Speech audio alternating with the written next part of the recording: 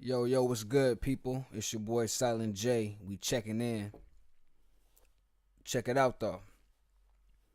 This is FL Studio 12 Beginner's Guide number 3. Now, if you are a true beginner, I recommend you go back to my first two videos, the FL Studio 12 Beginner Guide 1 and then the Beginner's Guide number 2, and then come to this one, number 3. So, moving on. Um, So where we last left off, I had just laid down this right here.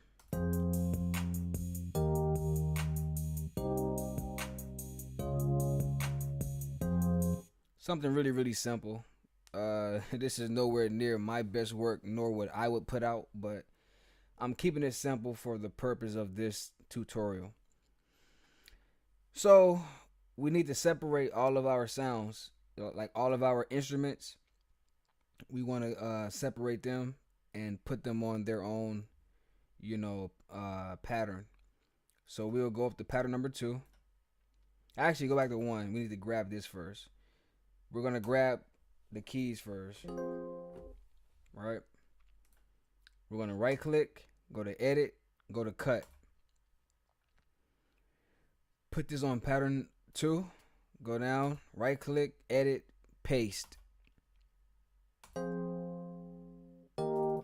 Go back to pattern number 1, grab the bass. Go to pattern number 3. Right click, edit, paste. See that? It's very simple. Now we got the drums here.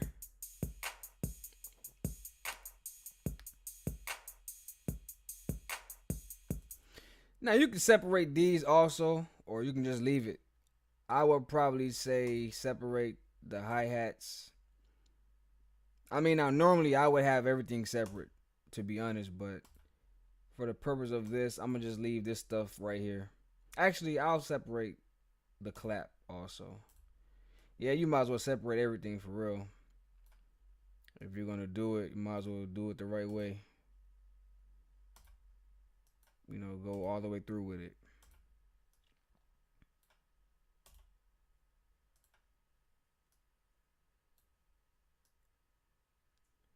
Now I have separated each instrument. Now we're going to open up our playlist, right? This button right here is your playlist. I think I've already explained that on the first two videos. When you hit enter, it goes into full screen mode. Now check it out. I've already got these 3 labeled. So number 4 was the hi-hats. It was the hi-hats. Yeah. So we can put hi-hats. Now, mind you, you don't have to actually name it, but later on, once you get more advanced, you're going to probably want to name it because it's just, being a lot more organized. When you're a lot more organized, and no matter what you do in life, you will come out a lot better than just being sloppy. So pattern 1, we got the drums. Pattern 2, we got the Rhodes. Now notice, before I go down here, I switch this to the next pattern. Why? Because look, if I leave this on pattern 2 and I come down to pattern 3, guess what? It puts out the same exact thing. So you got to put this on. Actually, you could just have it right here. Just have this right here. Well, nah, you still need to do that. Yeah, you can actually go up here or just come here, click it, and then go down to the next pattern and just drag it across. But you might as well just do it like this though. So I'm laying, what I'm doing right now is I'm actually laying everything out. This is how you actually lay out a song. Because if I say, I don't want the kick to come in at the very beginning. I don't want the bass line to come in. I don't want the clap to come in. Matter of fact, you may want the clap to come in. So let me put that back. You may want the clap. You may not want the hi-hats or the cymbals in there. You may want to just start up with just the keys, and a clap. So check it out. Or yeah, so once you inside of the playlist, you got to take this off a pattern and click on song. Now, once you hit play, it's gonna play inside here. Hit play at the top or the space bar.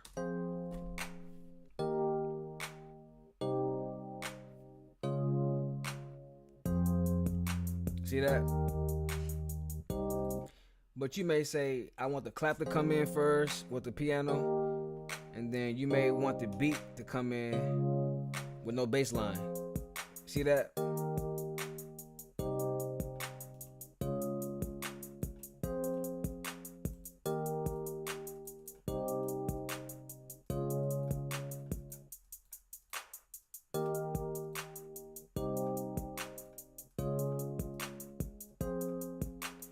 Now, mind you, the reason why I went back up here and I had switched this over to line, that's because, um, okay, when you're inside of here, it's very easy to mess up. So look, I'm gonna use the clap as an example. The clap is number 5, I think. Yeah, I'm gonna use this as an example. So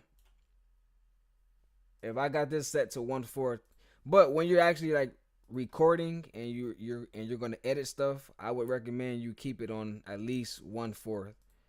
But check it out. So if I got it on 1/4, if I'm not zoomed in all the way to really look, if I go like this, hold up. If I go like this, like if it's like this, you're gonna think that everything is lined up, but it's not. Look.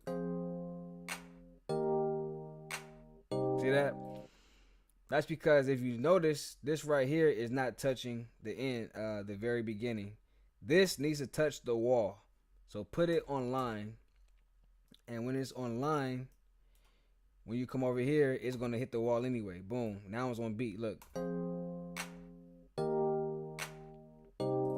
Even if I, came to the end of this right here, I could just hit it and just drag it across. This one too. Hit it, drag it across. Now, if it's on half a step and I go like this, it may look fine, but guess what? It's not. When you zoom in all the way, you're gonna realize, being that it's on half a step and you weren't paying attention to it, it's not snapping to this line right here. See that? That's way off. That's gonna be off beat. So when you're doing this part down here, I recommend you keep it online for all of you beginners. That way when you hit it, boom, it's going to snap in the right spot. So yeah, that's how you would lay out a song.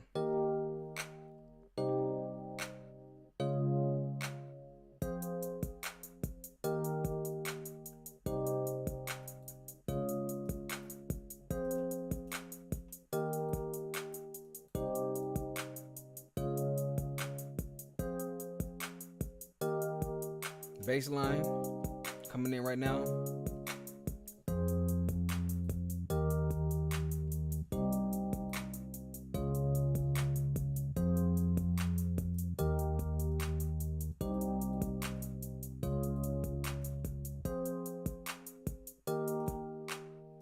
See that? Now, mind you, if everything was still on the same channel, like if all of these sounds were still on pattern 1, you could not do this, because this is what you would get if everything was still on the exact same channel. You would get this right here. You wouldn't be able to lay things out how you want. This is how it would sound from the very jump.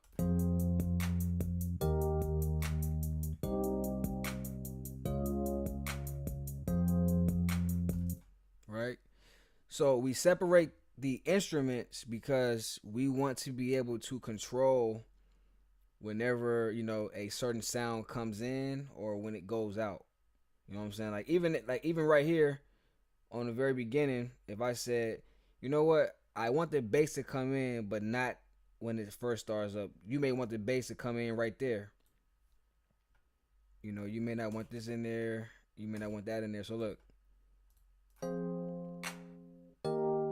bass line.